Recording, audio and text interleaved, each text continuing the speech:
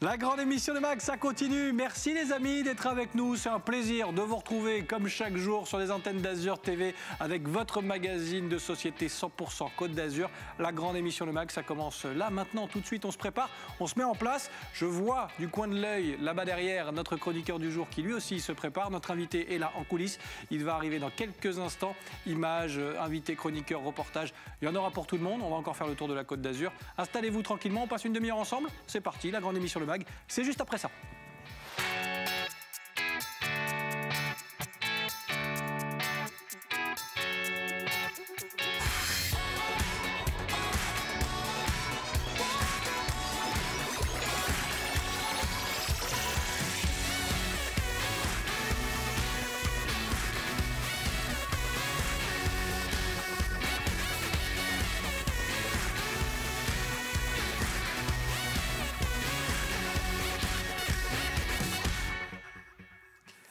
Nous sommes le mardi 27 avril, vous regardez la grande émission de Mag, merci d'être avec nous, c'est un plaisir, on vous accueille comme chaque jour autour de la table, vous faites partie de la famille, vous le savez, on va passer une demi-heure ensemble à faire le tour de la Côte d'Azur avec plein de choses à vous dire aujourd'hui et des sujets passionnants. On va d'abord parler cinéma, court-métrage, long-métrage peut-être aussi avec notre invité Emmanuel Fricero, réalisateur, et on va évoquer, vous connaissez cette phrase désormais célèbre, nous sommes en guerre, énoncée d'ailleurs par Emmanuel Macron, le président de la République, et bien lui il en a fait un court-métrage. On a plein de questions à lui poser parce qu'il est très lié à la Côte d'Azur aussi évidemment et on va parler de tout ça avec Emmanuel, notre invité du jour dans quelques instants sur le plateau de la grande émission Le Mag. On a plein de questions à lui poser. On va parler cinéma aujourd'hui ? Oui. Tournage, court-métrage. Allons-y, soyons fous. Je l'ai déjà dit mais tu as une gueule d'acteur, je sais pas. Ah, ouais. J'en parlais tout à l'heure à ton invité. C'est vrai ? J'en ai parlé. Ah, vous va êtes peut-être me prendre comme acteur principal dans son futur film. Oh bah rien que ça, bah oui bien sûr, dit-il. Rémi Molinari est avec moi et on va accueillir avec lui notre invité du jour, Emmanuel Fricero, réalisateur sur ce plateau. Bienvenue Emmanuel, merci d'être avec nous. Bonjour, merci beaucoup de m'accueillir. Avec plaisir, bienvenue. Rémi Molinari, que je ne vous présente pas du coup, puisque bonjour. Vous avez Sébastien. Emmanuel. Oh c'est lui Sébastien. Arrivé à un certain âge, on commence à perdre un peu les pédales. C'est pas sûr que je l'embauche du coup. Non, c'est pas sûr. Pour les textes, film, ça va être compliqué de retenir les textes. Oui, mince. Alors là, je me suis raté. C'est ce qu'on appelle rater son casting. Ouais. On peut lui mettre une oreillette. Il y a des techniques, mais bon, c'est pas... Mais il y a des comédiens. Alors, si je dis pas de bêtises, Gérard Depardieu fait ça. Ouais, notamment, apparemment. Ouais. Il tourne avec une oreillette on lui dit son texte et il le répète. Mais il le répète tellement bien que ça fait toute la magie de Gérard Depardieu, quoi. C'est incroyable. Oui. Moi, j'ai une oreillette. Parfois, on me dit quelques bêtises dedans, mais pour l'instant, c'est très calme. Et ça va continuer, je l'espère. On va donc parler cinéma, tournage, court-métrage, Côte d'Azur aussi. Avec vous, Emmanuel, vous êtes réalisateur.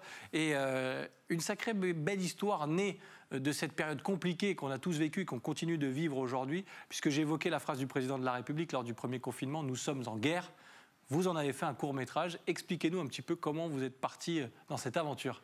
Alors, plus précisément, c'est une web-série. C'est une mini-série en 6 épisodes qui fait à peu près 30 minutes et qu'on a tourné en période de premier confinement, c'est-à-dire l'année dernière au printemps 2020. Là où tout s'est arrêté, tous les tournages se sont gelés, où la France entière en fait s'est arrêtée. C'est vrai. Et nous, on s'est dit qu'est-ce qu'on pouvait faire avec mon ami le scénariste Loïc Landreau et la comédienne Stana Roumiak, qui est l'actrice principale. Loïc Landreau, qu'on connaît bien sur la Côte d'Azur, qui est très attaché à Antibes, à la région, bien sûr. Exactement, on le salue et on l'embrasse, bien évidemment. Sûr. Et du coup, on s'est dit qu'est-ce qu'on pouvait faire pendant cette période pour être un petit peu créatif. Et puis, on a eu cette idée-là de se lancer dans une web-série. Et ça a été un challenge complètement fou parce qu'on s'est dit qu'on allait essayer de sortir un épisode par semaine.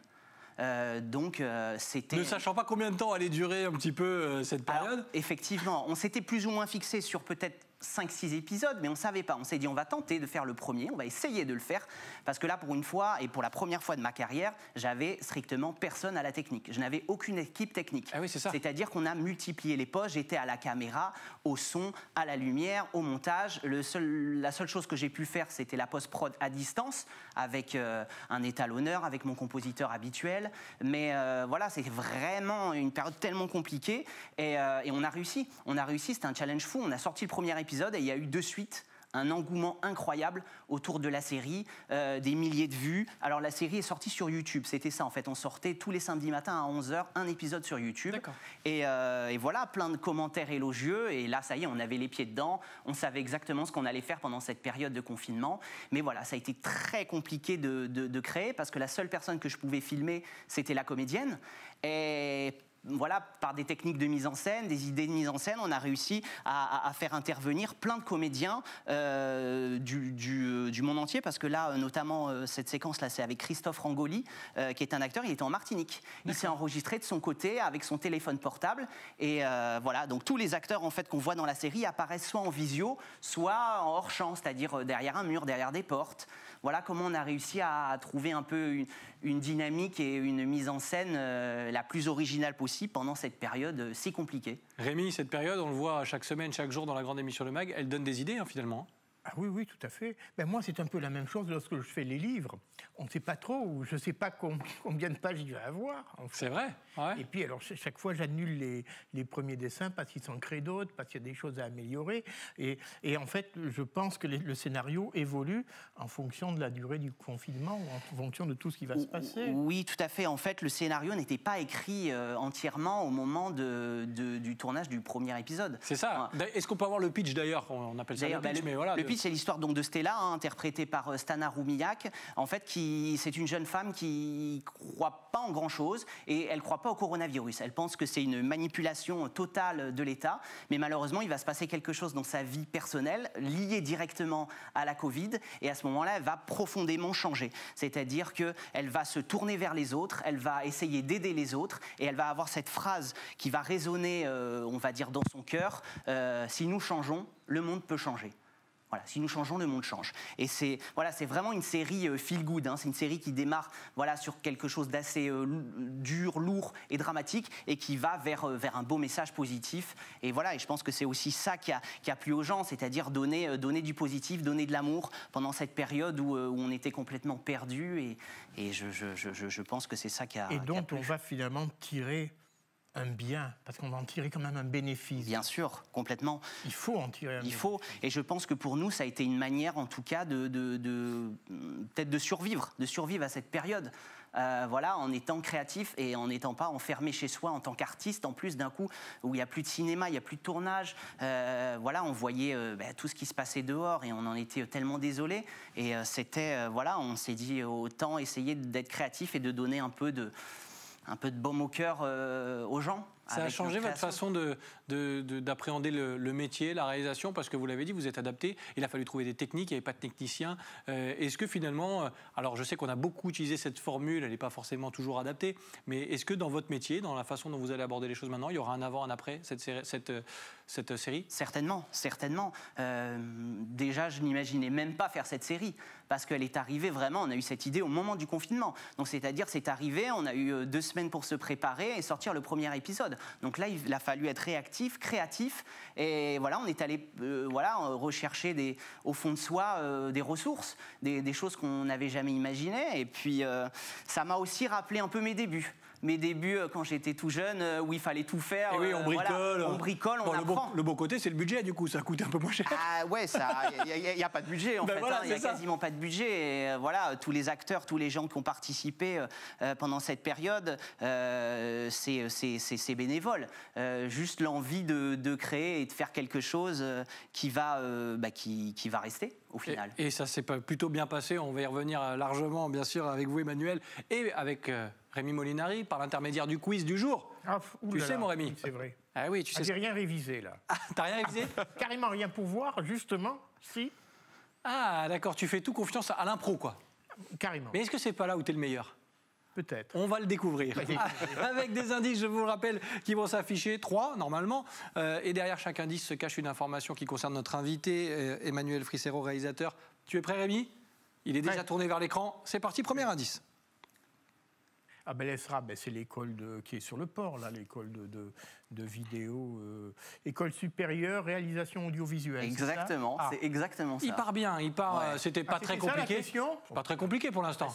Pourquoi on en parle? Parce que forcément vous y êtes passé. Tout à fait. Et les premiers souvenirs de réalisation, en tout cas de vidéo, ils remontent même avant l'école, si j'ose dire, parce que vous êtes gamin, vous n'avez même pas 10 ans, c'est ça? C'est ça, à l'âge de 8 ans à peu près, je récupère la caméra de mes parents. Alors mes parents ne sont pas du tout du milieu du cinéma ou de l'audiovisuel. Et je me prends de passion pour les films, pour la réalisation. Et je réalise mes premiers petits films avec comme acteur mon petit frère, mes cousins. Et après, ça sera les copains d'école jusqu'au collège, lycée. Voilà, je sécherai les cours pour aller faire des courts-métrages en fait l'après-midi. Simplement, je me suis jamais posé la question sur qu'est-ce que je veux faire dans la vie. Je veux dire, ça s'est imposé à moi, c'était faire des films.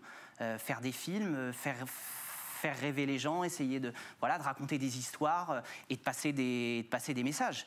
Et à un moment, j'en arrive effectivement donc, à l'ESRA, à cette école de réalisation, où j'en sors en 2004. Exactement, avec option mise en scène. Et là, ça y est, c'est parti. Je rencontre des gens à cette école qui ont la même passion que moi. Bien sûr. Et je commence à créer une équipe de techniciens avec du directeur photo, au son, à l'opérateur, aux effets spéciaux. Des gens qui travaillent encore avec moi maintenant. Donc c'est ça qui est incroyable, d'avoir rencontré des gens qui avaient la même passion que moi. Nous aussi, on a du monde aux effets spéciaux, parce que c'est pas sa vraie tête, là, Rémi Molinari. Rémi. Oui. Même plus il calcule, maintenant. Je lance des trucs, mais il s'en fout, mais alors complet. Deuxième indice qui va s'afficher. On continue d'en savoir plus sur notre invité. 30. Oui, ça, c'est beaucoup plus difficile. Ah, bien sûr. Là, on est beaucoup plus large. 30. Où c'est le nombre de collaborateurs, justement, dont on parlait à l'instant? Non. C'est un nombre de personnes, ça c'est évident. Pas du tout. Pas du tout. Tu crois qu'en le disant avec de la conviction, ça va passer? Vous avez fait la série en 30 jours, non plus? Non plus, non. En 30 heures non plus, en 30 minutes encore moins. Avec 30 € peut-être. Non, je pense que c'est des budgets nettement supérieurs. Il faudra en parler de ça, les budgets, combien... ça reste souvent un petit peu confidentiel, c'est ça. Malheureusement, tout ça. En tout cas, ce ne sont pas des euros, ce sont des prix. Oui, exactement. Des prix, parce que Emmanuel, qui est juste à côté de toi, mon cher Rémi, a été primé de nombreuses fois. 30 prix depuis le début de votre carrière, qui est toute jeune finalement, parce que voilà, je vais dire que vous êtes très jeune puisqu'on a quasiment le même âge, donc ça m'arrange. On va dire ça comme ça. C'est pas mon âge d'ailleurs. Non, c'est pas l'âge. Mais 30 prix reçus depuis le début de votre carrière, il y a une certaine fierté aussi de se dire, ça commence à faire, là, mine de rien. Ouais, c'est une fierté, puis surtout on voit l'évolution. En fait, on voit l'évolution depuis tant d'années, tout ce qu'on a donné avec mes équipes, les sacrifices qu'on a pu faire pour avoir ça, et puis surtout, ça encourage. Je dirais que vraiment, ces récompenses-là qu'on a pu avoir à l'international. Oui, à Vegas, avec le prix du meilleur film étranger. Voilà, exactement, Las Vegas, Houston, Los Angeles, Rome. Donc, ça ouvre des portes, bien évidemment, et ça encourage. En fait, on se dit que ce qu'on fait, c'est, a priori, en tout cas, ça plaît à des gens, à des professionnels, au public aussi, parce qu'on a eu la chance des fois d'avoir le prix du public. Donc, on a envie d'aller encore plus loin et de monter des projets de plus en plus gros et ambitieux, en fait. Tout simplement. Ça tombe bien parce qu'on va en parler dans la suite de cette émission. Rémi Molinari, il te reste un indice et une info à découvrir, celle qui se cache derrière ce dernier indice qui s'affiche maintenant dans l'écran. Padre. Le Padre Pio, je crois. C'est quoi ça? Non, alors là, c'est le nom, le titre, un titre. Un titre de quoi? C'est un titre de série, un titre de film. Oui. Et on parle projet.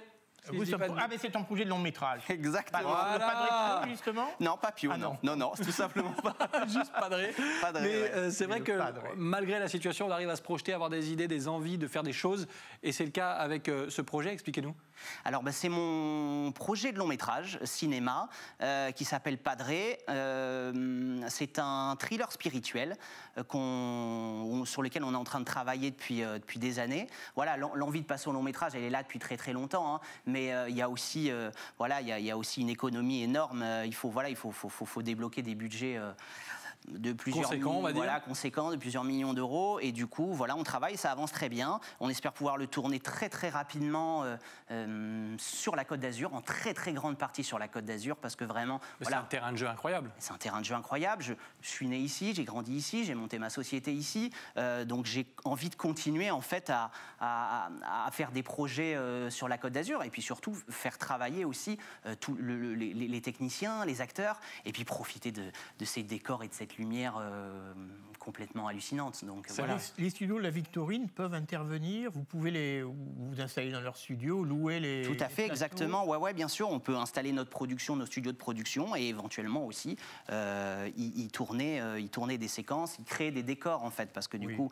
voilà, on va se servir aussi de beaucoup de décors naturels en extérieur, voilà, pour vraiment montrer la Côte d'Azur comme elle existe, et après aller certainement reconstruire des décors en intérieur pour faire ce magnifique projet. Ouais. C'est pas toi là, sur l'affiche, Rémi, de dos, parce que je reconnais un peu ta musculature. Surtout la croix. Bah non, je parlais pas du tatouage, je parlais de la musculature.